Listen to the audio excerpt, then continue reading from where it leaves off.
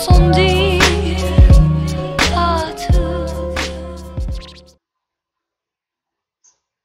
What's going on, Jerk Faces? It's your boy Andy, and you're watching Nocturnal Transmissions, brought to you by the Circle of Jerks podcast.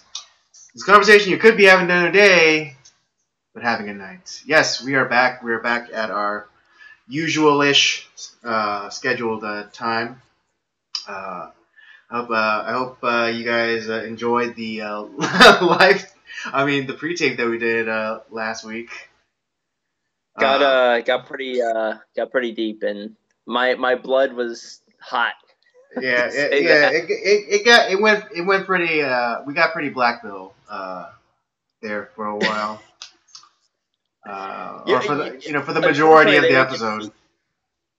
Unfortunately, they didn't get to see the behind the scenes. I really got fired up. Yes, you did. Yeah, I mean, well, we kind of go over it in the upcoming Circle of Jerks podcast episode, but I guess I could, before we started recording the pre-tape, we were kind of going over the things that we wanted to talk about, and we decided to talk about Michael Jackson, and I just heard some things, and I decided to, they're more in favor of Michael Jackson being, not a pedophile, and I decided to, just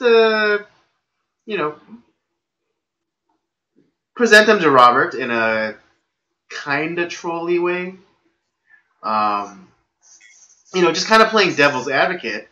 But then, Robert comes at me with with both barrels.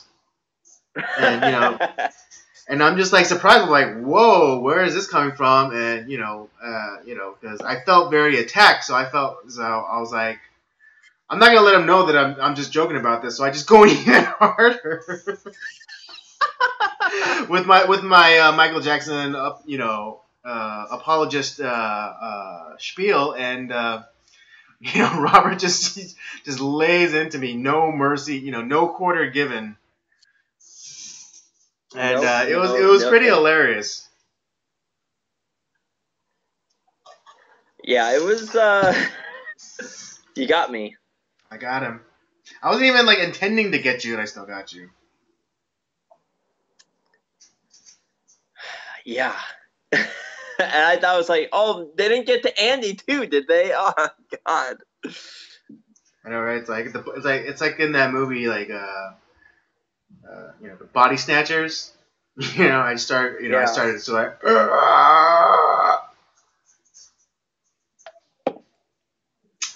Anyways, how are you doing, Robert?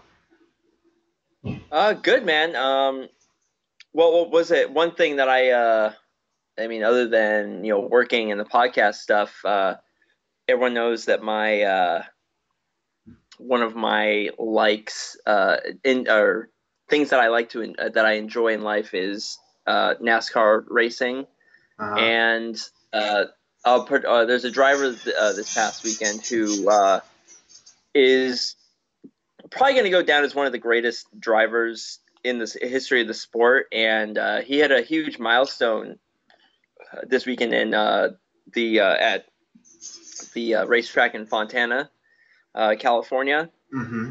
And Kyle Busch, he won his 200th NASCAR Cup race, or not Cup race, but he won his 200th race in NASCAR competition across the Cup Series, the lower tier Xfinity Series, and the Truck Series, which is quite an accomplishment, considering that he's only 33 years old, and he has won in all the races that he started. He's won in 20% of them. Wow. That is, and he's our quite age. The accomplishment. That's amazing. Yeah, he's and the other thing too is, had it not been for a couple of pit road penalties, he would have won. Probably, with between all three series, he would have won almost 7 races in a row. It's pretty amazing. Wow. Do you know what's the record for consecutive wins?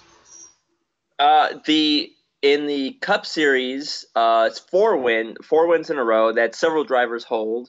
I think it is. Let's see, the one, two. I think there's like 5 or 6 drivers that hold that record. Mm-hmm. It's hard to do. It's really hard to do. In the Truck Series, I believe it's 5, and I don't know what it is in the Xfinity Series. I think it might not. It might be 3 in a row. But I'd had to look that up actually for the middle series. But that's quite the accomplishment overall. And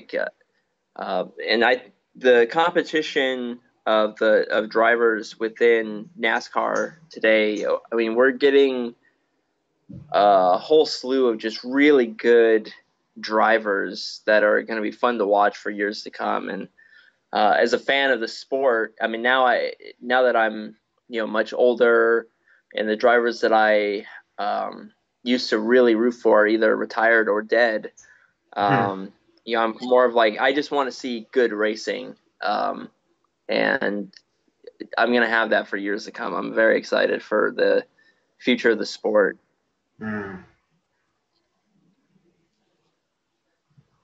That's cool. But yeah, 200 races. Well, because the all-time wins leader in the Cup Series is Richard Petty. Even I think if you don't know NASCAR, you know that name. Yeah. And he won 200 Cup races, and that's never going to be accomplished ever again. We're just Gordon, I think, was on a pace to do that, but he ended up not. Jeff Gordon was on pace to do that, but he didn't get there. But just Kyle Busch's record, that's a whole, it's a different type of way of doing it, but it's still an amazing accomplishment. So he's not my driver, but all right. Toast to Kyle Busch. All right. Anyways, yeah, I don't have anything really to add to that. And my weekend was your pretty standard fare. We recorded for the main show, and then I just went out to church on Sunday, and then spent the just a quiet. It was a quiet weekend. It was a quiet weekend, and I enjoyed it. Especially since last week I was able to get a lot of work done for the podcast done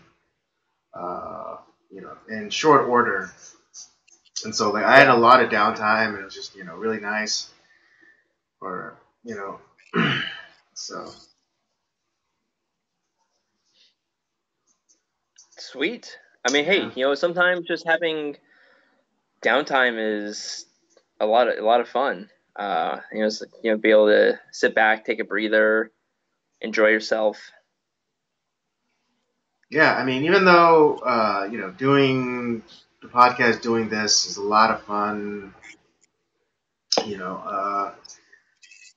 There was a little point there where I just was like, oh man, that's a lot. I'm doing a lot of work, but yeah, last week's work was done so quickly that it was like one of those moments where it's like I feel like I have to be doing something. It kind of reminded me a lot of I'm pretty sure I referenced this before, but the end of my first semester in art school, because especially because I came in as a sophomore. As a sophomore, it's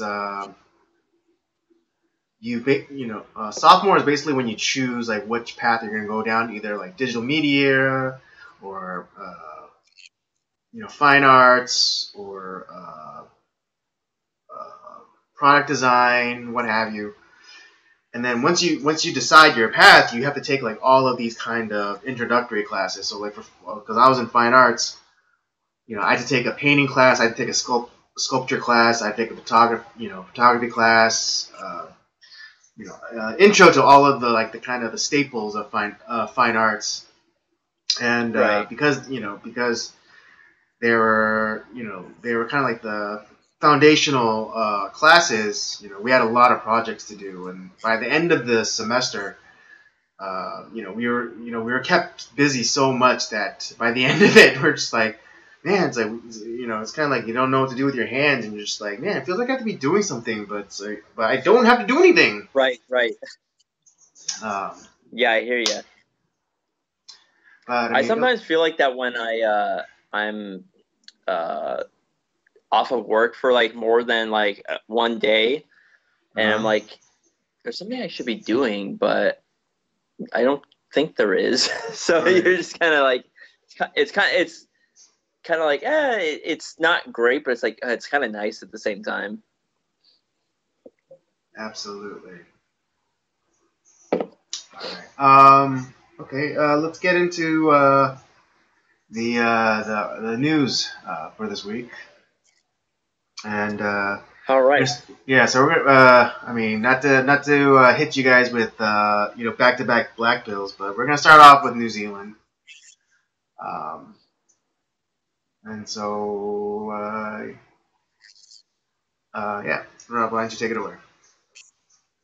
Okay. Well, obviously we have a horrible tragedy in New Zealand to talk about, and I kind of don't want to talk about this.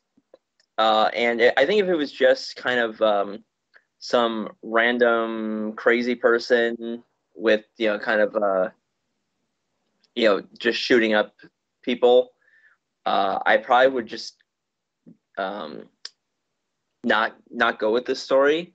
But I think, and something else that we do, obviously, we're not gonna say his name. We're not gonna put up links to his manifesto, and we're not trying to make the guy famous. But I think the one thing, it's a horrible tragedy that was conducted upon completely innocent people, and it was a couple of mosques that were hit. And yes, I've been a huge I've been against a lot of Islam, especially radical Islam. It's just there's a lot of problems, I think, with the religion itself, but that doesn't mean that I think that we should go and shoot up a bunch of mosques and all that stuff. So I do pray for those people, and I hope that the families that were involved find some peace. Although that's going to be tough. It's kind of I feel really terrible for what happened. And the what's kind of the disgusting part of it all is this guy. He was just to say that he was a crazy person, I don't think this is the right terminology. Because right, he's evil, yes, I'll say that. But it's more of he wrote down all this stuff of like why he's why he did what he did, but really what it was to, so I think and if you look at his manifesto, and I've read parts of it, unfortunately, but it was to sow division, especially within like the our political system, because he threw out like stuff that was gonna inflame the left, which it did, and the left focused on it because that's what they do. But then you have there was stuff that was thrown in there to inflame the right, and that did too. And it's kind of like, oh, hold on, wait a second. See, he can't be both of these things. And he said within his thing that he's he wanted to create division and create a kind of a civil war based off of he knew that like something like the Second Amendment and gun rights. Although he did commit this in New Zealand, his whole thing was to inflame a lot of the political rhetoric that's going on with worldwide, actually, if you really think about it, along race and political lines. And I think unfortunately, I think he accomplished his mission, because you look at how the media is portraying it, and damn if they don't buy it hook, line, sinker.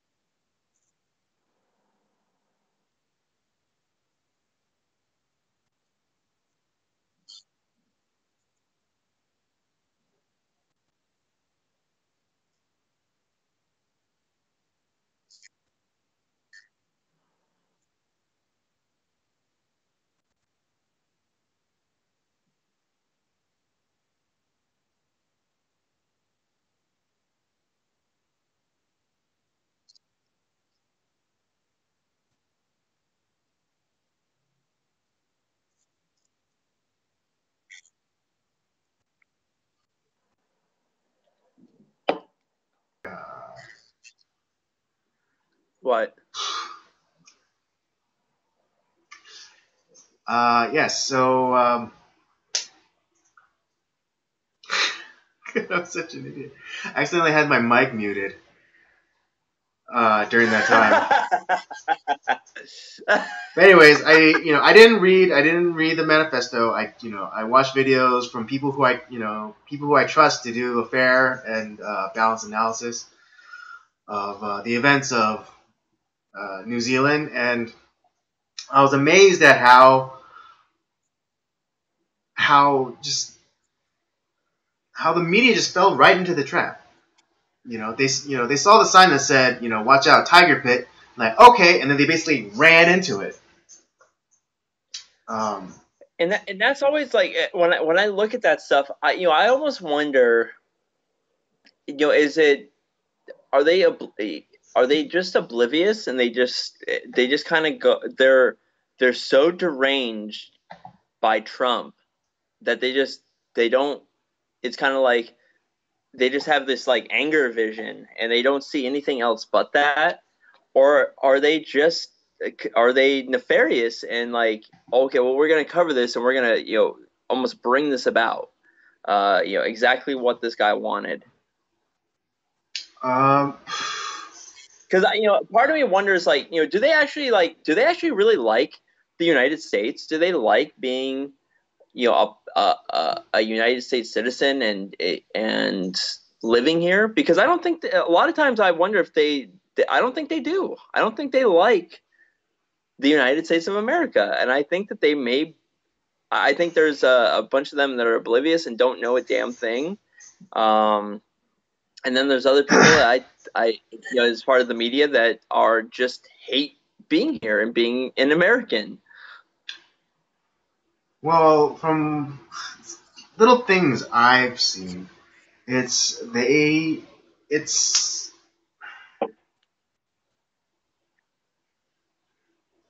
one, I think they take for granted the freedoms that America has and that the Constitution protects.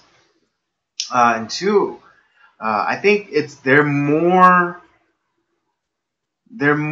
concerned with pushing their ideology, their narrative, uh, and I think literally to their detriment, because To use an example, YouTube recently demonetized Owen Benjamin's entire channel. Like not just Yep. not just the videos that he posts, but I guess YouTube set it up so where people can kind of like a Patreon thing where people click a button to join um, like a kind of like a membership thing, and they pay a certain amount Yeah, every like month. And they demonetized his channel, which means he cannot make money on YouTube ever again. But then they're also refunding all the money back to the people who donated or who basically subscribed to him and said that they wanted to pay a certain amount every month to support him. And I mean, it's at that moment that you realize that these people don't care about money, because YouTube, even before like the whole ad things, like YouTube was operating at a loss. Like YouTube is not a uh, lucrative or stable business model. And so yeah, they really don't care. They really don't care. They really don't care about money, because with and so like yeah, they really so with not caring about freedoms and more concerned about pushing a certain ideological viewpoint. They I think the left is lost. Like fundamentally, they're just lost. so you just think that like they've bought so far into their ideology that they just like it's kind of blinded them to like to where they take what we have here in this country for granted. You think? Yeah, I mean, just look at all the hate speech regulations that they have on like social media sites. They especially on Twitter, where they say like, oh, we're all about promoting conversation and speech, but then they No, they're have these not. rules. They have these rules that that they um, they enforce. What's the word I'm looking for?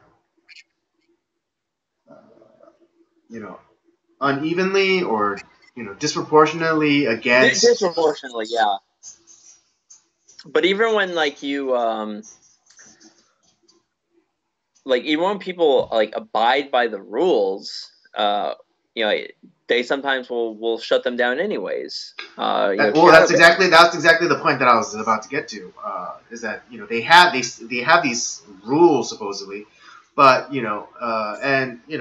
but sometimes they just shut them down for no reason, and they're more often than not of the opposing either political or philosophical perspective.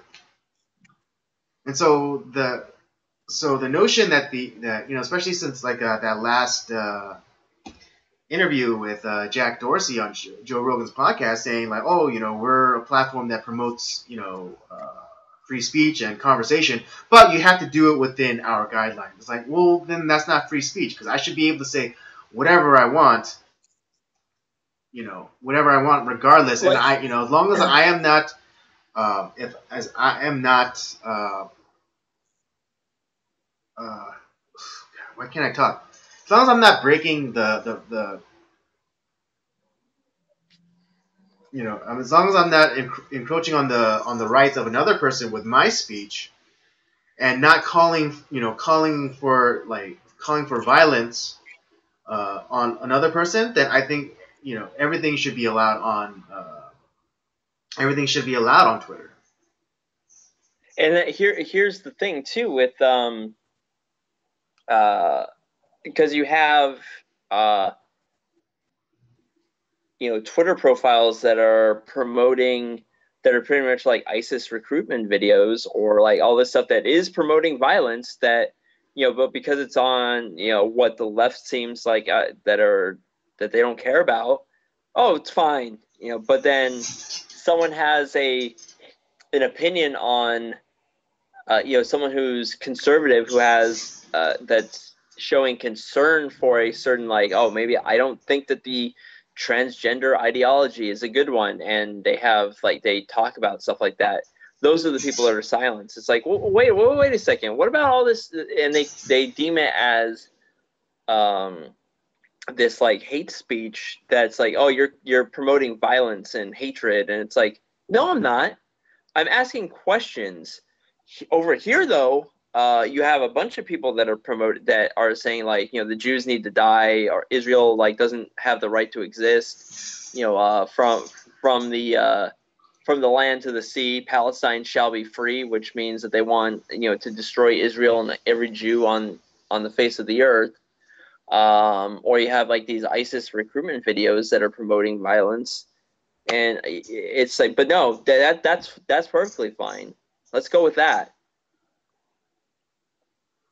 Right. Yeah. It's the uneven treatment on Twitter that I don't like, because like, wow, watching that interview with Jack Dorsey and like whoever that woman Vidya, she I think was head of like I can't their, pronounce her name. I can't yeah, pronounce it. trust and safety or committee or something.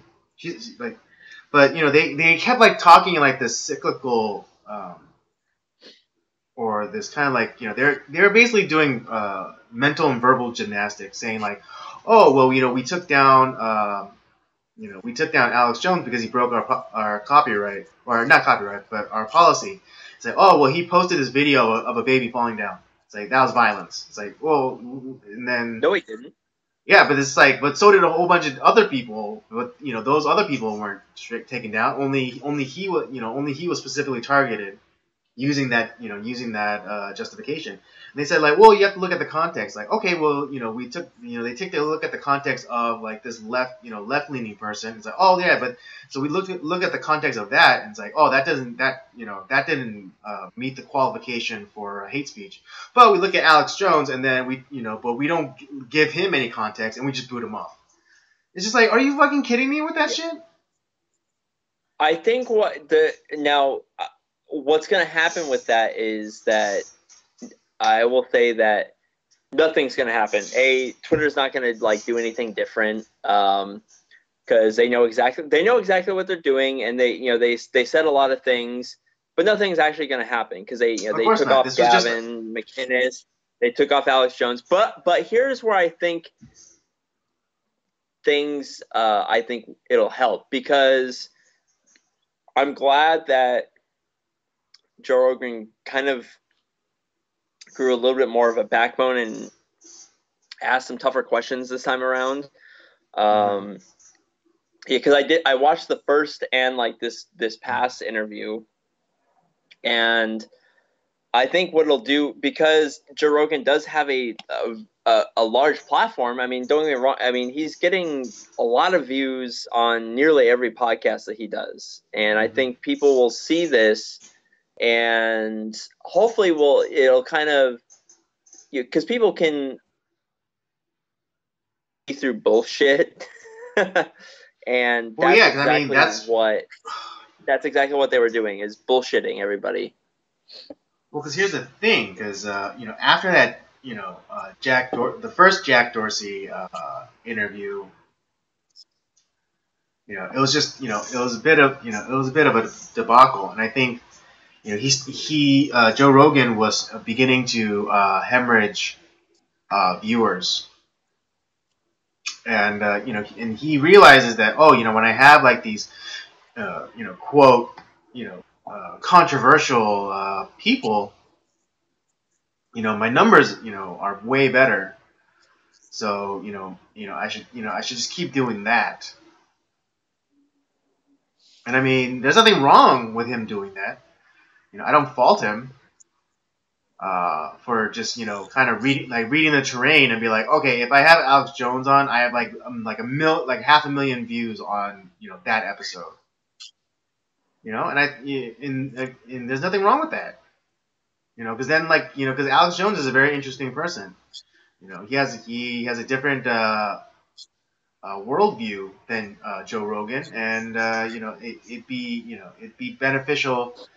You only get stronger by tackling another strong person. True, and I know like you've not watched quite as much of the Joe Rogan experience, but I think it's I I still enjoy it. Like there's certain Yeah, I like mean, I'll admit, uh, I don't watch a lot of his stuff as much as I used to, but and when he has legitimately, uh, or maybe I'm just kind of like, it's kind of like the natural thing where it's like, you kind of go to a buffet and then you try a little bit of everything, but then after, when you go for your second plate, you just pick the things that that you liked and just keep going back right. to going back for that. And I think that's kind of this the God, why can't I speak tonight? That's kind of the mindset that I go in. When I watch Joe Rogan's podcast now, it's like because I think when he has like the people that I'm interested in like more, or maybe I've heard about. Uh, it's a little bit more enjoyable for me, and I get to see Joe Rogan actually tackling someone who's like closer to his level of either you know like just basically like just as interesting as Joe Rogan, or is just kind of or is just smart in a different way than Joe Rogan. But they still are able to have like this really smart and intelligent conversation. Right, right. I mean, because I like it because, yeah, I do like, oh, I know who this person is, and it's kind of like, oh, I want to learn kind of more, like, especially when he has, certain comedians on that I've, grown up watching and, kind of that I think are really good. It's like, oh man, when he has Bill Burr on, I'm like, I'm gonna be watching that episode Right? Yeah. I mean, I for love sure. Bill Burr. I mean, I listen to Bill Burr's podcast too, so it's so there's that. There was my one of my favorite NASCAR drivers was on there, Dale Earnhardt Jr. Mm-hmm. I watched that episode. Obviously, like I like Alex Jones, so having when he's on there, like obviously I'm gonna watch. But even like some of the people like that I probably don't agree with anything that they say. Mm-hmm. It's like it's kind of good to like, and Joe, I don't necessarily, I don't really agree with on a lot of things. Right. Obviously, Yeah. I'm not a big proponent of marijuana, which obviously Yeah. Or he is. DMT, or cryotherapy, or I don't know. I could be. If I gave it a shot, But maybe I it's kind might. of like, But okay. but Yeah. But having a yes, guy that I I don't think. necessarily agree with, having a guy that I don't always agree with all the time, and he's bringing on people that I wouldn't say like hate, but like I don't necessarily really like them per se or like what they have to say. But I think it's kind of important to not just pigeonhole myself and only listen to the people that I find that I agree with or anything like that. Like let's listen to somebody espouse something like maybe they'll have something at least intelligent to say, and while I don't agree with their viewpoint, but they're able to present it in a way it's like, okay, I understand what you're saying, and I think it helps strengthen my arguments for why I am the way that I am. Let's wrap this up, because like we've strayed off the path of the New Zealand thing, but I think we pretty much covered it. It was awful, horrible. Can't believe the media was so stupid. Um, Oh yeah, we you do. know, Yes. yeah. To bring it Hashtag not down. all Muslims. Hashtag not all white people. Hashtag not all fill in the blank. Um, yeah, to like my closing part of this would be like, it's awful. I'm praying for the victims and their families that they find some peace. Um, don't buy fully into like what the media is trying to say about this, because it was too. This whole thing was to sow division between all of us, and Yeah, I mean, damned if yeah. it didn't. If I'm to make a comparison, he was like, this guy was basically the Joker. Yeah, a lot of these guys are. He just wanted to sow chaos, and he did exactly that. He felt, Wanted to watch the world burn. he basically set the trap for the media. It's like, I want to do, in his manifesto, he's like, I want to do all these things. And guess what? The media, the politicians, they all did the same thing. Immediate calls for, assault weapons ban. Immediately, blaming, right wingers. Immediately, trying to lay, the responsibility of the shooting on, certain prominent personalities. PewDiePie, Candace Owen. Even though this guy was all for an ethnostate and said that Candace Owen was big influence on his life. He said people try to paint him as a conservative right winger when he's more of a socialist, and he identified more with the communist China. It's just like this guy tells you exactly what he's about to do and why he's doing it, because he's one of those types where he's as one of my favorite podcast duos coined, he's an advanced collapsitarian. He just wants the system to crumble. And as Alfred said in The Dark Knight, it's like some men just won't see the world burn. That's pretty much what this guy wanted. Exactly, and he achieved everything. They just fell for the trap. They just fell for the trap. I think it's awful. Yeah, it's awful. Of course, thoughts and prayers. Not to say that as a mere platitude, but really thoughts and prayers to the victims and the victims' families. Even though they pray to the wrong God. Anyways. I know it's kind of mean, but I was like the that line from "We Were Soldiers" by Mel Gibson when they're praying before they end up going off to Vietnam. Uh-huh. Where he's like, it's like, kind of praying for, God to protect them all and to ignore their heathen. It's like, but at the end, it's like, oh yeah, and by the way, please ignore their heathen prayers.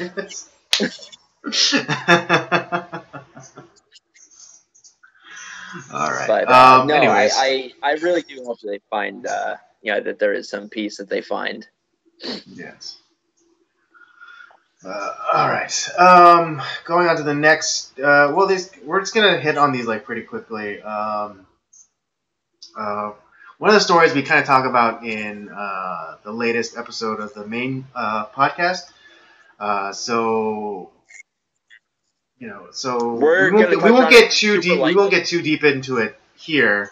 So if you want to hear more in-depth kind of reaction, check out the podcast that will drop on Monday, and also you get to hear James's perspective as well. So, but but for those of you who are not aware, it recently came to light that a number of people were kind of gaming the system to get their children into college. And most notably is Lori Loughlin and Felicity Huffman. Lori Loughlin, of course, star from or well known from Full House, and Felicity Huffman from Desperate Housewives. But I think for some reason Lori Loughlin has been getting a lot more of the attention than, say, Felicity Huffman. I think it's partly to do to the nostalgia crowd, because we all remember her as Aunt Becky, the maternal figure to the entire Tanner clan. And so hearing about this from her just kind of like breaks your heart a bit. Was all her shows on like Hallmark got taken away? Yeah. She's off of Fuller House. Oh yeah, her Now character. I Yeah, don't because I know if guess that's her character, was brought back on for like subsequent seasons of the kind of relaunch of Full House, but with like DJ and the girls, but Fuller House. So yeah, her character was dropped. I heard on one of my one of the podcasts that I listened to is like I hope they and they said I hope they go the route of Roseanne and have her OD on pills or something. Jesus.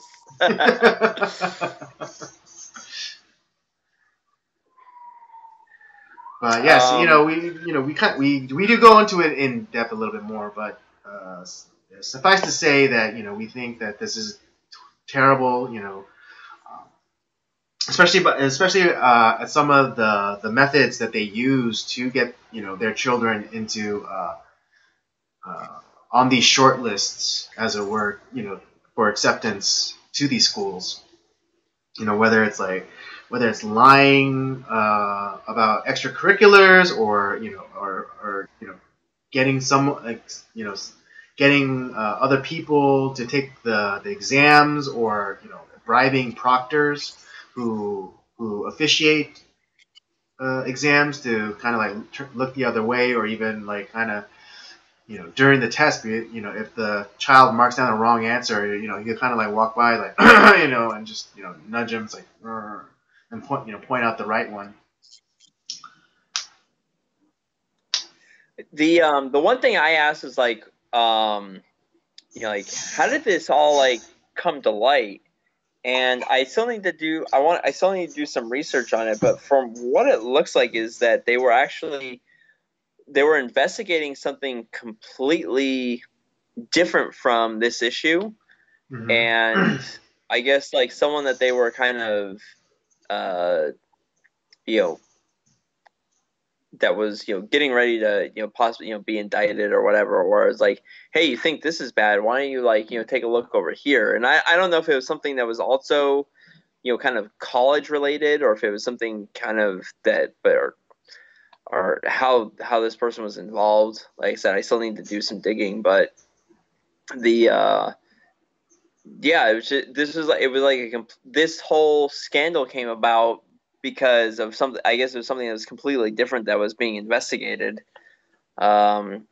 But I think this exposes, to be honest, like that college is not what it is promoting. College is supposed to be something where people are pursuing advanced academic improvement of themselves, and that's really just not the case anymore. It's just not what it is. It's essentially a quarter of a million, $250,000 social club.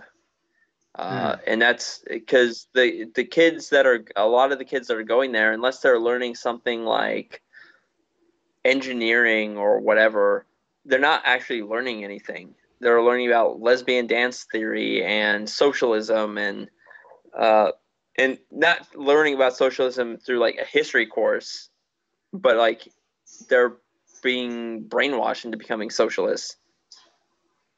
Right, and they're taught U.S. history through Howard Zim's History of Nations or whatever.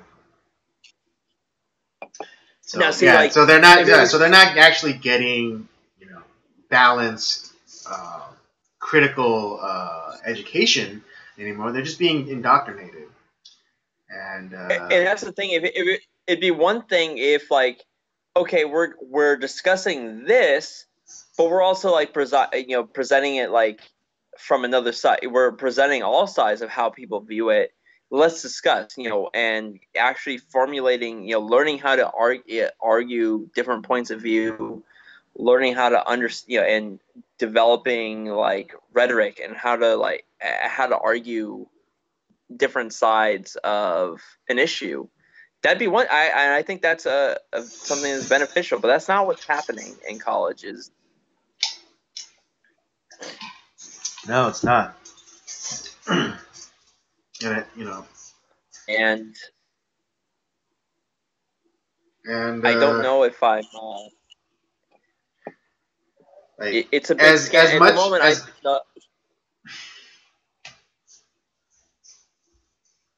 as much as these parents want the best for their kids.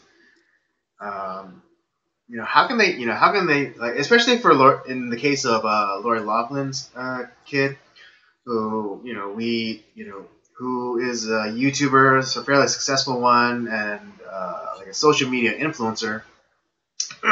She was already making I hate money. that term. I know, me too. I hate that. Yeah. I hate that term too, influencer. Like, what does that mean? Like, so, like, if we got to the point where we somehow had influence over people, then we could then influence them to do stupid shit. It's not. It makes us look like. I think that term makes us look like cult leaders. A little bit, yeah. It's a little culty. You.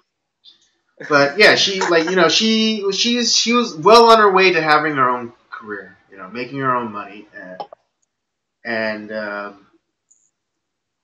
and instead of going to her parents and saying, "Hey, mom and dad, I know you want me to go to school to learn or and get my degree or whatever, but I already have a career. I'm already making money. I'm already doing all these. I'm doing all the things that a person who after college would be doing, but I'm doing it without the degree and not having to spend you know mount or at least not for them, but mountains of money on it. So why don't I just continue on this course of action? And if something changes where all of this goes away, then I'll go back. Then I'll go to school. Because I think that is a completely logical and coherent plan. Yeah, yeah. Because if she's already doing the things that a person would be doing after college, after high school, then why not continue and pursue it and cultivate it? Well, and so I don't want to dive too much into this, but her daughter really didn't want to go to school that odd. The only she was talking about like, yeah, I mean, I want the experience of going to games and partying, and it's like, okay, well, that's not college. That's just like, that's kind of the extra side benefit that you could kind of get anywhere, to be honest. Yeah, go to a bar, you get a group of your friends together and have a party. Go to a Rams game, go to a Chargers game. Basically the same thing. Right. But the the thing, but other than that, it's like, it wasn't about academics. She didn't care. And she admitted as much. And the fact that like so much money was spent on like a certain school, it's like, you could have, okay, if that was the case, like, oh, I really want to get to school and I want to get to this school, but like, I don't, maybe like my initial like SAT scores aren't that great. So there's so many other options to transfer into those academies if you so wish. There's community college, or you start at a lesser school that will take you in, and then you find like that there are certain schools that will help you as far as making the transfer and doing the things that you want to do, if you're willing to put the work in. But I think it's you're spending all this money beforehand, and then you're spending all the money to get to that. So you're spending, what, like $1 million, $2 million to get into these programs. It's completely dumb. It's right. So well. I mean, yeah, the $500,000 was for both of her daughters. And that wasn't just like a one-time payout. It was like small payments, like multiple, like a bunch of different people. Yeah, it's. I mean, not that not that it makes a super big difference. Um, yeah, I think. And now it's like, and now her daughters are being vilified. Like I think like Oh actually some yeah, of that's right, that's the right. people that like I wanted to her bring, yeah, YouTube daughter, Olivia Jade, is lost some of her uh, like some of the people that she was working with have pulled out. So right, yeah, it and I went, it also, kind yeah, of, it also kind of an screwed up update, her career. to that. I forget if they're dropping out, or if they are merely taking a leave of, kind of like taking an absence from school. But Lori Laughlin's Yeah. daughters, yeah, like either dropped out or are, taking some time off because they're afraid they're going to get bullied. Because Yeah, it's just like, that's the worry, that they're gonna get bullied. Like more like they're gonna get roasted. yeah, pretty much. She's talking about getting bullied. Bullied for what? Like, oh, my parents are so rich that they basically bought me a place in this school.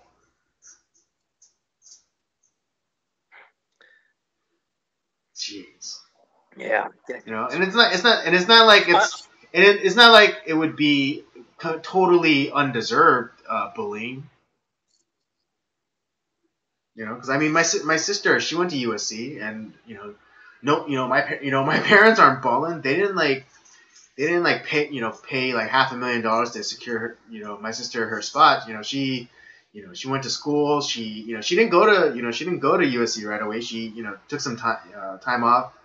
She worked for a little bit, and then she went back to, like you said, she went back to community college, got her grades up, got her things together, and then she went back to USC, and then she applied to all of these different scholarships, and got financial aid and all that stuff, and she was able to go. She graduated. Now she has a really good job.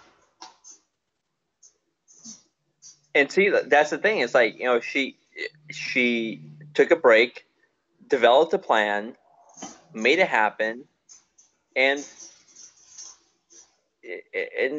that's what you're supposed to do. If that's the direction you want to go, that's the way to do it. Right. I mean, for my kids, I'm not gonna have like a specific like college fund. I'm gonna call it like seed money. Hell no. No. I'm gonna call it seed money. And then, so after high school, they could either go to college, but it'd have to be for a really good reason: doctor, lawyer, engineer. That's it.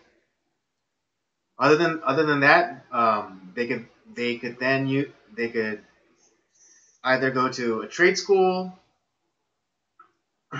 and learn a trade, or they could use it to start a business. But then they have to pitch me the business idea. They could use that money, as seed money for their business. Yeah. Yeah, those are the three. Those are the three, and then like if my kids went to trade school, I would give I would just I would give that I give them the money to I don't know to buy a house, or I don't know, whatever, like to start their business, in like specifically in that trade. Um, yeah, because Honestly, like if as my of kids right like now, wanted to college do is like trade absolute school, garbage. Huh? if my kids ended up wanting to do trade school, I would be super excited Hells yeah! I'd be like, because hells yeah! I'll pay I for that. honestly think that it's the thing is like I honestly think that right now that's the best way to go because you can make a ton of money in that, like going into like through kind of developing a trade and going into that because they're so they can't hire people in some of these professions just because nobody wants to be there, and so Right? they're Yeah, willing and I to mean, like what is it? they have jobs that no one's taking, and it's like so they're gonna pay out the buttload for people to go there.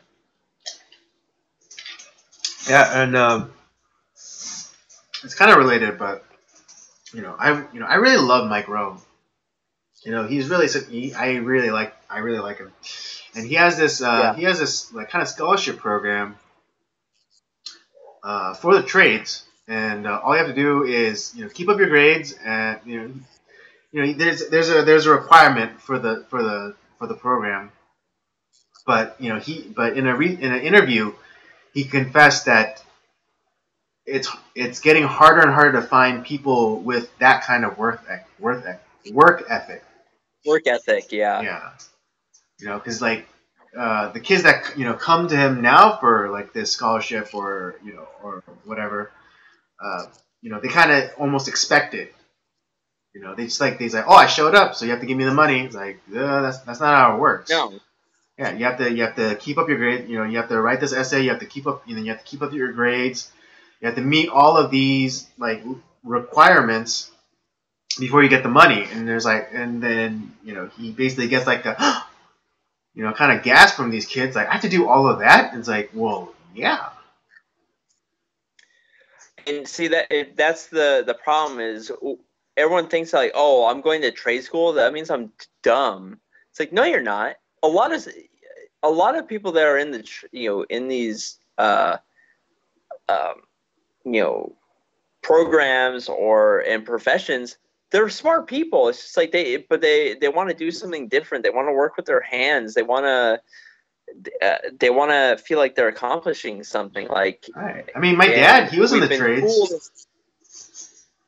Yeah, My and we're fooled into believing that like, oh, only if you're smart you go to college and you do, and I'm not you know laughing at people who go to college like, hey, look how dumb you are going to college. It's like, if you're doing like lesbian dance Yeah, only theory or I'm laughing underwater at kids that go basketball, to you're an college. idiot. Yeah, if you're going to school for a Well, dumb reason, college, then yeah, I'm laughing at you. But if you're going to, college, university, to become a doctor or an engineer or a lawyer, I was like, all right, good on you. Because that actually takes some, learning to do. But yeah, like and my dad, he got his certificate from Pierce College here in the Valley, and a bunch of different things. And he was kind of in the trades. He did landscape. He did some small construction. He did some plumbing. He did some electrical stuff. He was kind of a jack of all trades. And he was able to run a moderately successful business. I mean, we were constantly fed. We had a roof over our heads. We had cable TV. You know. yeah, At least back in the and day, that's cable TV was really a mark of that. You really made it. But right. But kind of the idea that like, oh, I'm going to trade school, it means like you failed. It's like, no, that's not a failure. Like, sometimes welders I make a think that, shit ton of money. right. I mean, it's like, listen, there's everyone's going this direction, and it's oversaturated, and unless you're doing a couple, certain things, there's not really a whole lot of money to be had. Yeah, But I why? could go this direction, and where no one's going, and there's all these jobs that no one that they're all available that no one's taking, and there's a lot of money involved. And if like you want to like be able to do something with like your life, have a family, do all this stuff, I'm gonna go the other direction. Let me Yeah, let because me let me work why hard compete and in make a a lot of crowded money. field? Why compete in a crowded field when Exactly. because in a crowded field it's hard to stand out. But if you're in a if you're completely open field, then you automatically stand out. Yeah. All right, I think yeah, okay. I think we satisfied this story long enough. Plus, I think we also we gave a little bit extra that we didn't necessarily give in the main episode. So I hope you're happy. That's what I was trying to focus on, doing something different than what we did. Yeah, yeah, yeah. Yeah, hope you're happy, jerk faces. All right, next next scandal is the scandal with Tucker Carlson, and recently this kind of progressive, left-leaning, I guess, site or something called Media Matters. They do a bunch of hit pieces on a bunch of different folk. They basically dug up old audio of Tucker Carlson, saying less than PC things on a shock jocks radio program.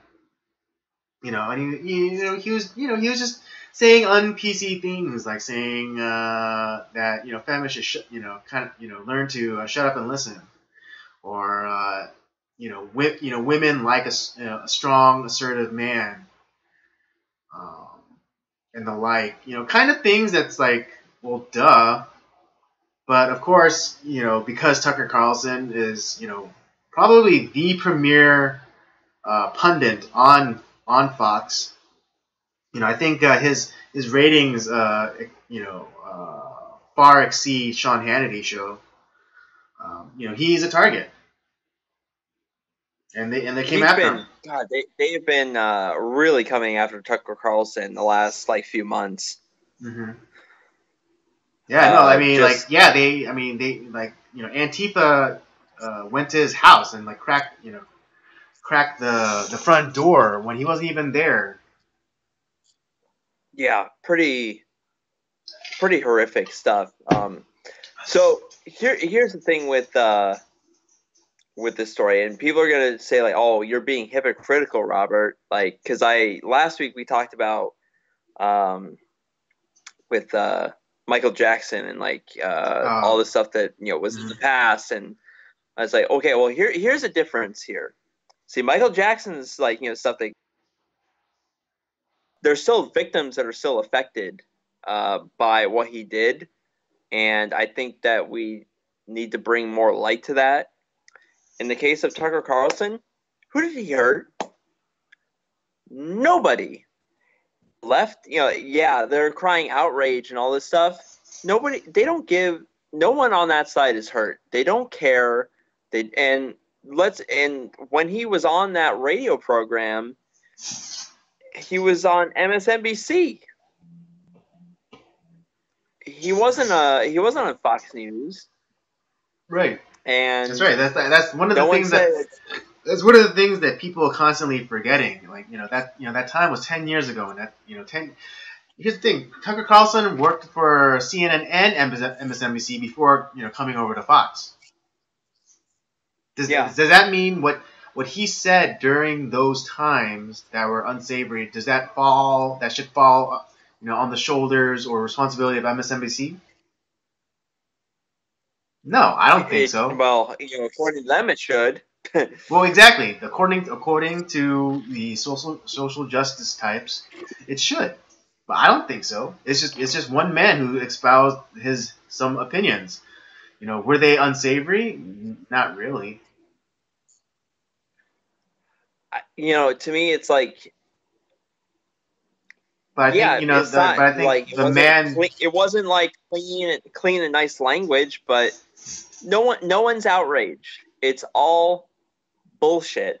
Nobody cares. Know, it is bullshit, and and he was on. It's not like he was doing freaking NPR. He was doing a program whose host legally changed his name to his radio show moniker, which is Bubba the Love Sponge. The guy legally changed his name to that. Bubba the Love Sponge. Do you think they're talking about they're really talking hard hitting things on Bubba the Love Sponge radio show? You think they're going in depth in the in financial or budgetary topics on Bubba the Love Sponge? No, it's about saying outlandish things. Exactly. And the thing is, it was it's 10 years ago. So if Tucker Carlson was still saying the same things that he said on this radio program on Fox News, maybe then you could maybe then there could be an argument about maybe this isn't the best language to be using, but that's not what's happening. It's No, of course not. it's the guy. He's much older. He's well, I mean, he's 10 years older, and he's on a different platform, and even said it's like, listen, if you want to know what I think, come watch my show, and if you disagree with me, you're more than welcome to come on and have a discussion about it. I'm more than open to be talking about it, but I'm not going to apologize to the Media Matters mob, and he shouldn't apologize to anybody. Right, and and and I hope other people follow suit. When attacked, in a similar manner. But what was hilarious was, Brian Stelter of CNN basically accused Tucker Carlson of trying to get people to watch his show for ratings. Because on CNN they had like a panel and they're talking about it and it's like, oh well, Tucker Carlson, that was just a ratings ploy. It's like, yeah, of course he says come watch my show if you want to know what I really think about, he's just trying to get people to watch his show. It's like, well, what the hell are you guys doing talking about Tucker Carlson on your show? You're trying to get people to come and watch your show and to hear what you have to say about this specific subject. You're doing the same. You're using Tucker to try and pull ratings. You're doing the exact goddamn same thing. That's about the only way that they're gonna get ratings. I mean, besides airports and gyms, no one is watching CNN.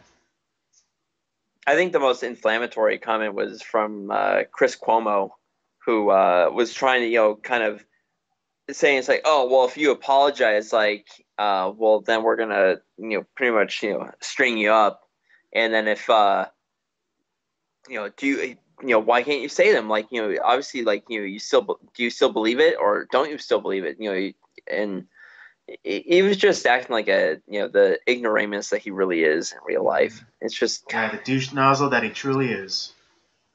Yeah, but see, the thing is, none of these, I guarantee 100%, none of these people give two fucks about what he said, but because he's on a competing network, gets better ratings, and he's a much more reasoned person than they are, because he's really good at debate. He's able to, I think he argues his position well, and they hate that about him. Yeah. And he laughs in their faces. And I don't blame him. I mean, he literally laughs in their faces because I'll admit I love Tucker Carlson. I tune into his show every once in a while, and especially back in the early days when he had to people on, and he would just kind of try to debate their ideas as opposed to them trying to filibuster or trying to attack him personally. They would say something absurd, and then he'd have this kind of inquisitive look on his face, and then he would kind of reiterate their argument, and it would just be the most ridiculous thing, and he'd just end up laughing at them. Yeah, and like I said, I don't agree with everything that Tucker says, but the man is really he's well versed and he knows how to argue his points. Right. And yeah, you know what? And so people are going to call me a hypocrite because I don't care what he said 10 years ago, but I cared about what Michael Jackson did 10 years ago. But you know what? Go fuck off, because they're two completely different things. That's just par for the course because they conflate words with action. Words are violence. Well, words are violence nowadays. Yeah, words are violence now. Yeah. So now they're taking today's context and applying it to back then. So Tucker Carlson's words were violence.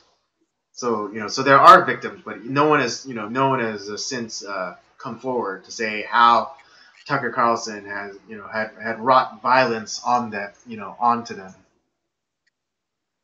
Yeah, it's complete horseshit. Yes, agreed. All right, I think we put I think we've put that one to bed. So let's go. Let's wrap it up with the movie review. And this week, continuing in the theme of dystopia, we watched the Terminator, the first one, the original 1984 Terminator, directed by uh, James Cameron, starring Arnold Schwarzenegger, Linda Hamilton, and Michael Biehn. Behan or Bean? I forget. I always forget who played Kyle Reese. Yeah, that's Michael I Biehn forget his or name. Behan. Behan? Something like that. Something Yeah. like that. Anyways, if you guys don't know, I mean, it's a sci-fi classic. Everyone should know what the story is about. But if you don't, the story is about a young woman who will give birth to basically the savior of mankind. Um, when the machines decide to end up taking over the world, uh, they they uh, they deem humanity as a threat, and not just Americans or Russians, but all of humanity as a threat. And so they proceed in a nuclear genocide, nuclear holocaust. And Sarah Connor's son becomes a unifier, a leader within the resistance, and he's the one that leads humanity to victory over the machines. But in a last ditch effort to win the war, the machines develop a time machine and send an execution unit, a Terminator, to kill Sarah Connor before she can have before she can give birth to John Connor. And the Resistance, they in turn send a protector uh, to a protector to watch over Sarah Connor and make sure that she gives birth to the future savior, John Connor. Yeah. It's a great movie. Yes, it is. Yes, and Now yeah, FYI to you jerk faces out there, this is Robert's first time watching it too. I've seen So every Terminator I want film. as many roasts as possible in those comment sections. I want you to light them up. I've watched every Terminator film but the first one. Exactly. That's why you have to light them up. I got some bad advice, movie advice back in the a number of years ago. And see, here's the thing. It's like they made it out to be like Mad Max and like how awful the first movie of that series was. Are you freaking kidding me? Who are these retards that you spend your time with? That's how the Terminator was presented to me. It was like it's terrible. It's not that good. They're merely talking about the effects. That's bullshit. And you can tell, okay, yeah. Because understandably, yeah, like the special effects did not age well. True, I admit that. Yeah. But the thing is, like, I was both like really excited to watch this movie. Like while I was watching, it's like, God damn, this is good. And then at the same time, I was fucking furious that I had like, how have I not watched this? And I was so mad. Yeah. And yeah, I on bad advice, I foolishly did not watch the first Terminator. And it makes everything in the rest of the series make so much more sense. God, I can't believe I was that dumb. Yeah. And that's why you viewer must roast Robert now. Go on. Pause. If you guys are watching this later, pause, and go roast him in the comment section. I deservedly so. Okay. All right. So yeah, what were some of the things that you liked? I think the soundtrack is pretty awesome. Um, Definitely. the what I liked about it too, you kind of like how because it's kind of like half a dystopian film and kind of like half in modern times about like Right. now it's like 30 some years ago. Uh, but the fact that you kind of like you kind of get the beginning of like how so I'm trying to think of like, okay, if we're looking at the time frame, right? Hmm. So like Terminator Salvation technically would be the first film in this series, because at the end of that that was when they sent the or when they were making the Terminator units, which the old like that we see in the first film. Okay. Oh, okay. I see what you were saying. Yes. So yes, Terminator technically in this, like, to start with the dystopia. Yes, Terminator Salvation would be the first one, and then it'd be Genesis, and then it'd Okay, be number one. No. Wait, I'm sorry. Um, no, Salvation, and then the original Terminator, and then two, three, and then Genesis. yeah, That would be the technically the proper order to watch this movie, right, or to watch and this franchise. yeah. So I like I kind of like seeing how it's kind of like you find out obviously that like who John Connor's father is, like it's Kyle Reese. Hmm. It's kind of like how Sarah Connor became Sarah Connor, uh, and uh, the fact that where in this one, uh, the Terminator Arnold Schwarzenegger is the bad guy, which is Right. it's I think it's the only one where he's the bad guy, and we obviously in the later films we figure out like uh, uh, oh, crap, what was I gonna say? But anyways, like so you kind of like have that like it's this nearly unstoppable killing machine that they're the only goal is to destroy Sarah Connor, and Hmm. you get some of the great lines like "I'll be back," Hmm. and then he like crashes through the police station and nearly Right. pretty much kills everybody there. But when Kyle Reese is describing the Terminator for the first time to Sarah Connor, isn't that like this, I don't know about you, but it always sends a chill, down my spine. He's like talking Yeah, about this machine. It's like it can't be bargained with, and it has no remorse. It shows no pity. Just like that. That is so terrifying. Especially when you're the one, when you're the target. And you hear that, when you hear that description of the Terminator, it's like, oh, jeez. yeah. That if if you're buying into like it's like if you fully envelop yourself in the story and like you put yourself in that world, that has to be the most horrifying thing. It's like yeah, Exactly. it's like it's powerful. It won't be stopped. Can't be reasoned with. Has no remorse or morals. Its only focus is on killing you. And if Mhm. it has to kill 30 people to get to you, it's gonna do it. That's fucking terrifying. Exactly. Exactly. Yeah.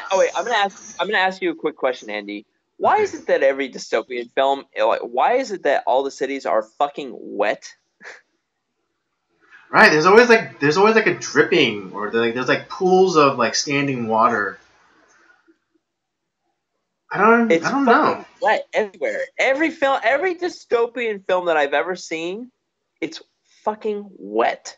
Well, Why? I know why technically they do it because it looks better on camera.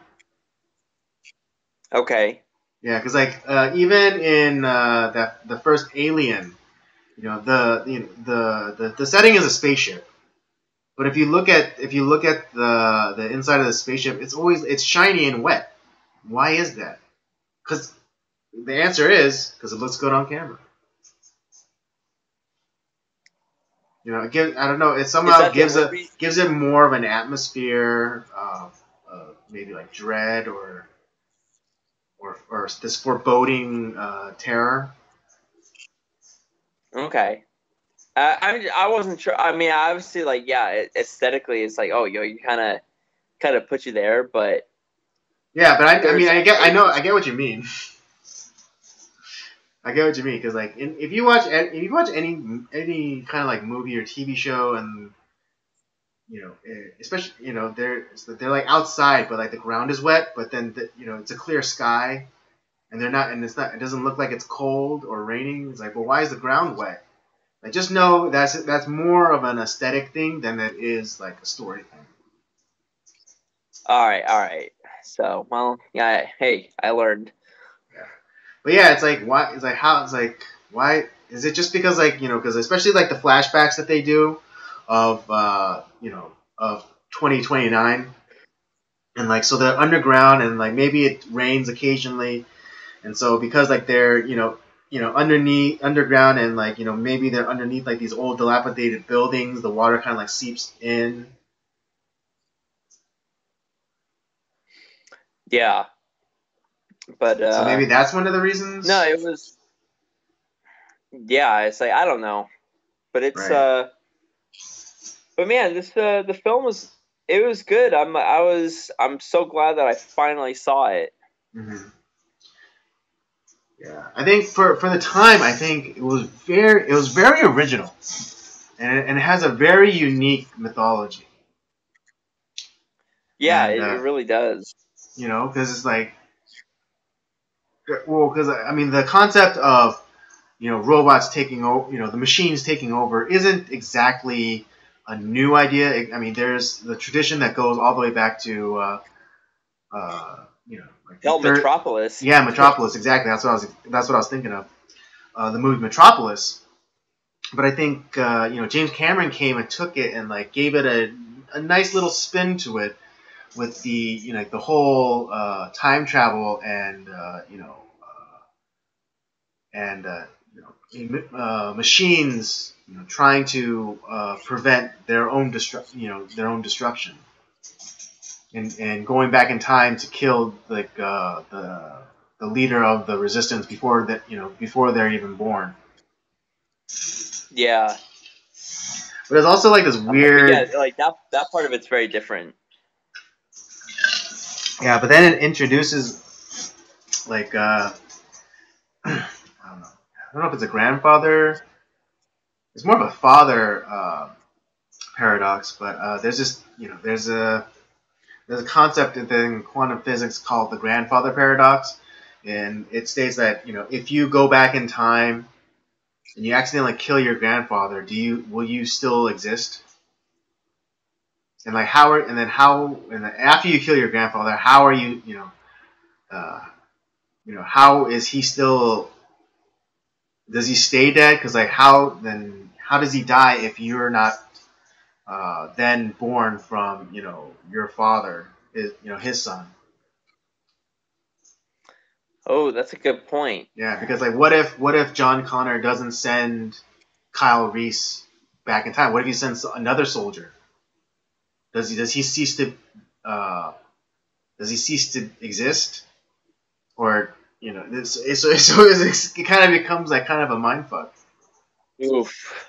Yeah, it does. Yeah, and I think That that they do a good job in the movie because they do address it like at the end when Sarah's making those tapes and it's like, oh, should I tell you that Kyle is your father? It's like, whoops, I just told you. But it's like oh, should I it's like, will it affect your decision to send him? So it's basically so in a way, in at least in the Terminator universe, like there's like time is like kind of in a loop. Right, right. But it's just like, yeah, what if John Connor decides not to send Kyle Reese, but to send another soldier, or what if he decides to send back a female soldier?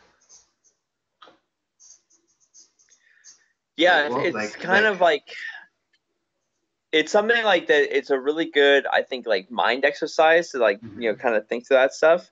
mm-hmm, But it also makes me wonder that like I don't think time travel will ever be possible. mm-hmm. At least not as far as going back to the past. Okay. Well, Like, like, okay, then how do you? Okay, do you think it just wouldn't be possible at all, or um, like time travel can only be in one direction?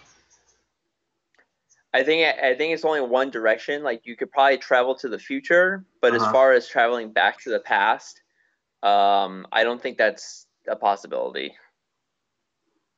Right, because right, because if you go back in time, are you then creating like you know a new alternate reality? And that's why I think that Or yeah, or does because then it goes into like multi universe theory, and like every time you go right, back in time, you're actually not because it's not just one reality or one universe. It's like a spider web or like branches, and so like the multi universe theory is that every possible choice and outcome is happening simultaneously. So like right. that day that you went right, in another universe you went left.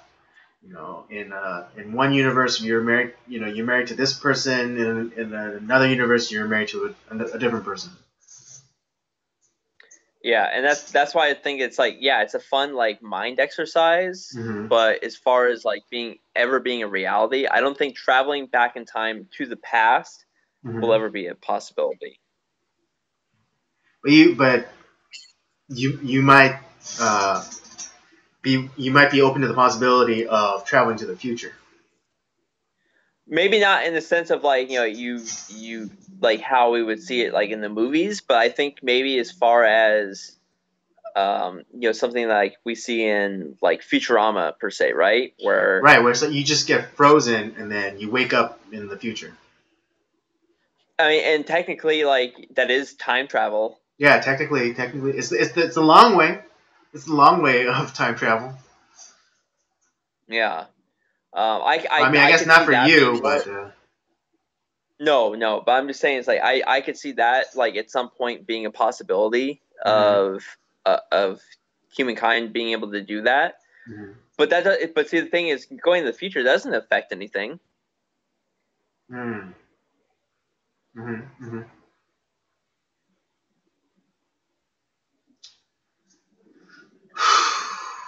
Yeah, it really is a good. It's just a really good mental exercise.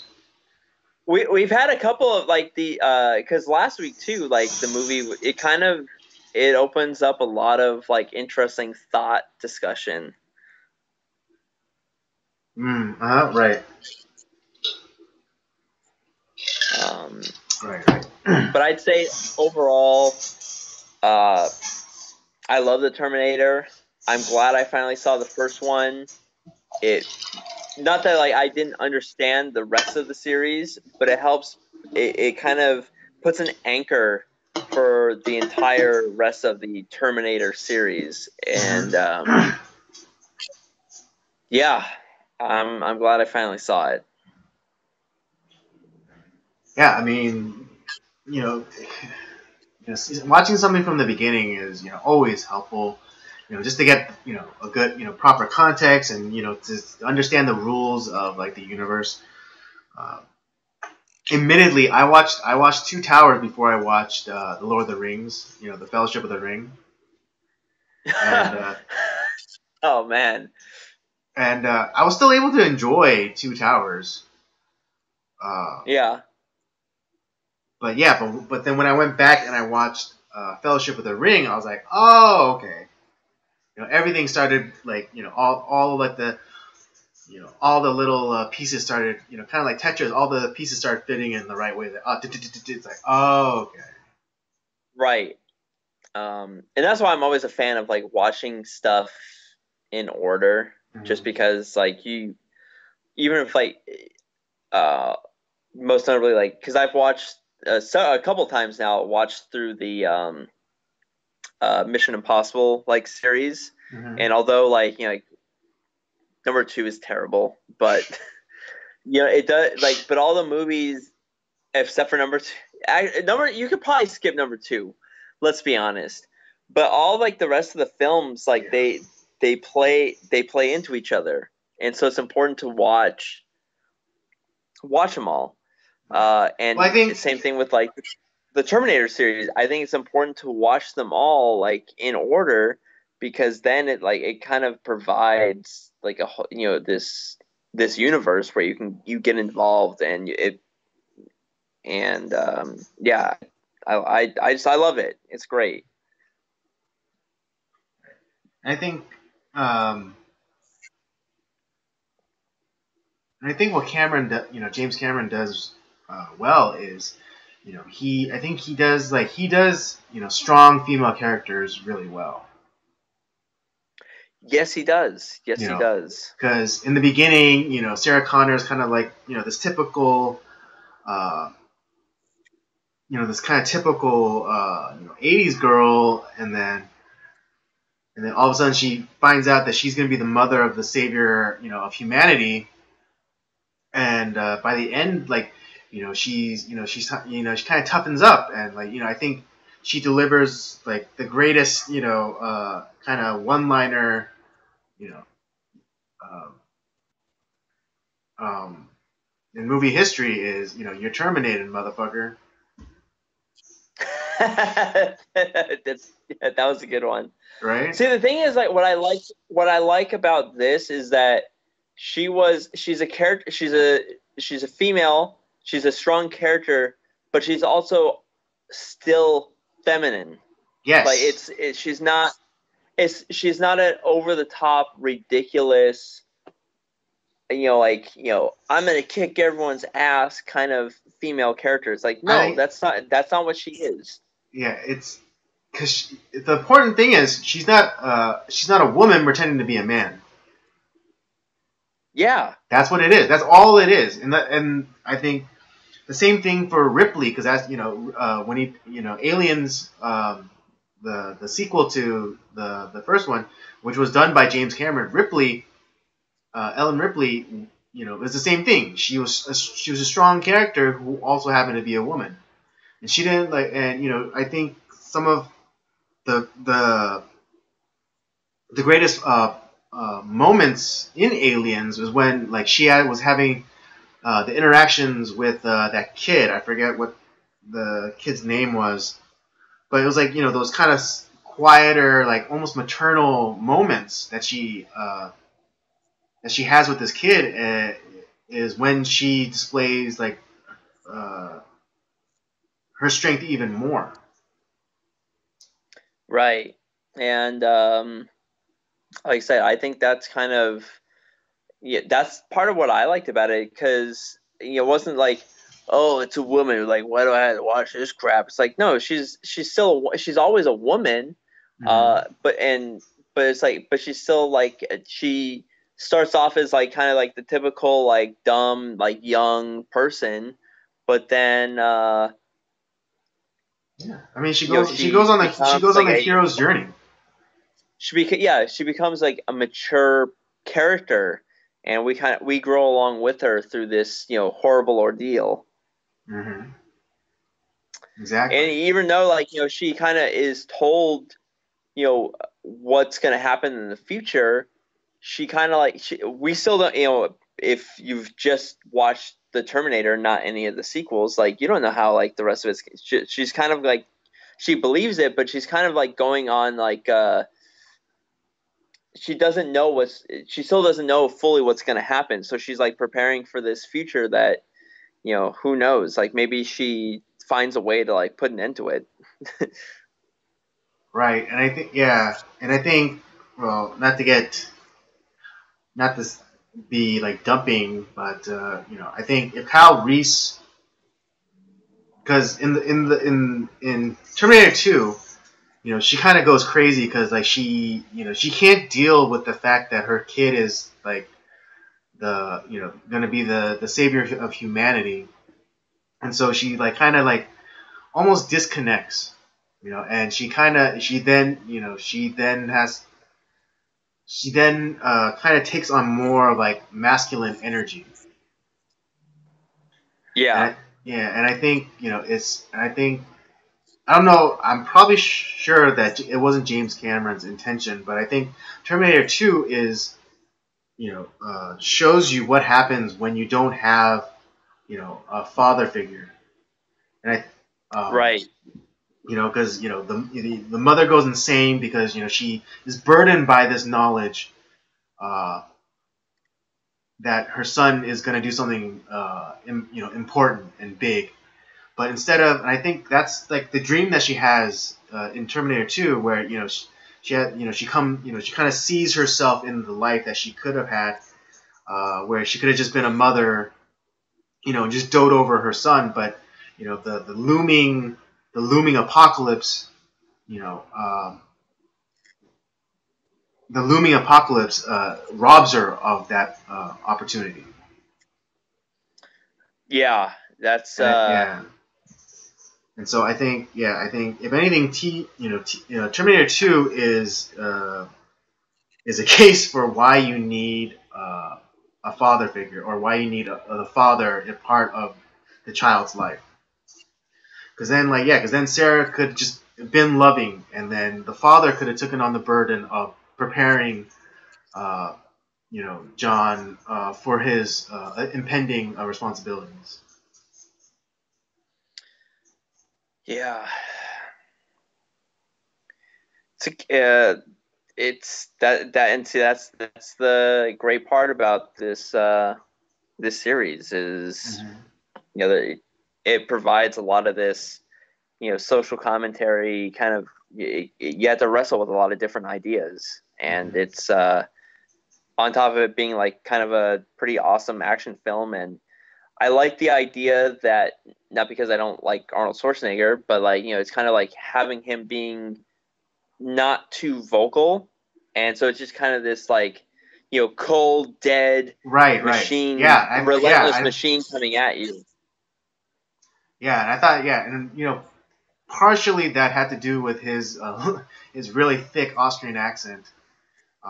But I think just like the characterization of him not speaking, or speaking robotically, was absolutely perfect for this And character. I think, and I like and I kind of harken this back to some of my favorite films, like the Universal monster films, where you have Boris Karloff as Frankenstein, who did not talk.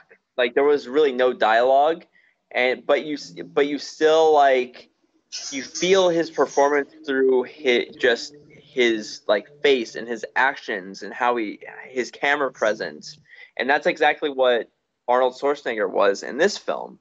His acting was done through his physical presence and his uh like facial expressions and everything that he did in the film, and it played perfectly. Absolutely, absolutely, 100%. Couldn't agree and more.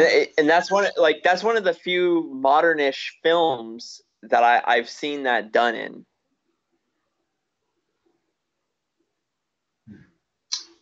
I think you might be right. I mean, right now, off the top of my head, I can't think of another one.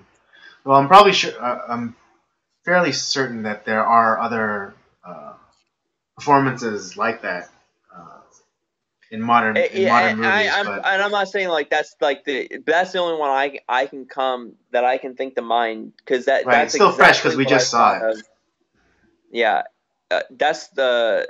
But when I look at Arnold Schwarzenegger as the Terminator, I think I thought of like, oh man, Boris Karloff in Frankenstein. It's kind of like a similar style of acting, which is great.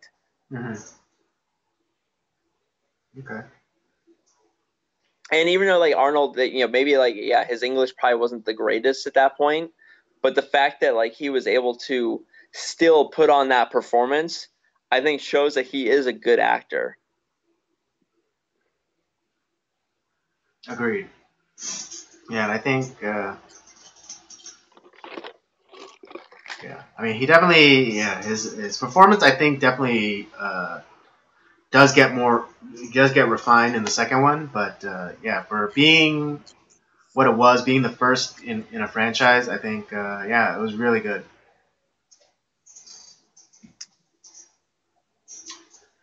So, all right, let's get to our ratings. Rob, what do you give this movie? I'm gonna go 4 stars. 4 stars. All right, Yeah. 4 stars. Soundtrack is good. I loved. I like just for the reason one of the reasons I mentioned. I liked Arnold's acting performance. Mhm. Linda Hamilton was great. Like I liked Sarah Connor's the journey that we go on with her. Kyle Reese was a great character. Um, Acting performances were good all around, and yeah, I'm can't believe I haven't seen this movie until now. But yeah, 4 stars. All right. Well, I'm giving it a 4.5, just because it's so tied to like my childhood. Um, it's funny because I remember. I mean, I can't remember it completely, but I do remember I do remember bits of it, like from when I was very young, and my cousins, got it on, VHS. And again, they're supposed to be watching me, but they're watching the Terminator instead. Similar story to Full Metal Jacket. My especially my guy cousins, they're supposed to be watching me, but then they got they rented Full Metal Jacket and just had me had me at 3 years old watch that movie. Oh man, that's not the best film to watch at 3 years Yeah, old. and it's crazy because I think it's like one of my earliest memories. Oh man, Full Metal Jacket. Great Especially movie. at the end of training when Gomer Pyle kills Hartman and then offs himself. Yeah. Oof. Yeah, I distinctly remember that scene. It's like deeply ingrained in my psyche. Oh yeah, definitely. Yeah. All right, well there you have it. That's our movie review for the Terminator. Robert gives it a 4. I give it a 4.5. Definitely a movie you should watch. Um, but Don't be like me. after the second one, do whatever you want. But yeah, 1 and 2, I think are the only movies that you need to watch. And then the other movies are you can if you want. See, like 3 is yeah, it's a weak film. I argue that Terminator Salvation is actually a really good movie. Um, Not a lot of Well, people agree with it me, definitely deepens the but I think it's really mythology, good. and it does introduce us to the Arnold Terminator infiltration unit. Right. So But I think points I for that. because see the thing is I think Salvation actually adds to the franchise, definitely more so than 3 did. So Okay, I'll give you that. I'll give you that. All right, that brings us to the end of of our show tonight. I hope you enjoyed. Don't forget to give us a thumbs up. Help us in the algorithm. Get this out to as many people as possible. If you think that we're definitely. doing, if you think we're doing a good job. Don't forget to check out the library of other shows. Uh, Circle of Jerks podcast, Nocturnal Transmissions, Up by Up Down. Don't forget to follow us on our social media accounts, Twitter at PodcastCOJ and Instagram at Circle of Jerks Podcast. And with that, we'll say goodnight and we'll see you next week. Don't do anything I would. You just don't want to do it.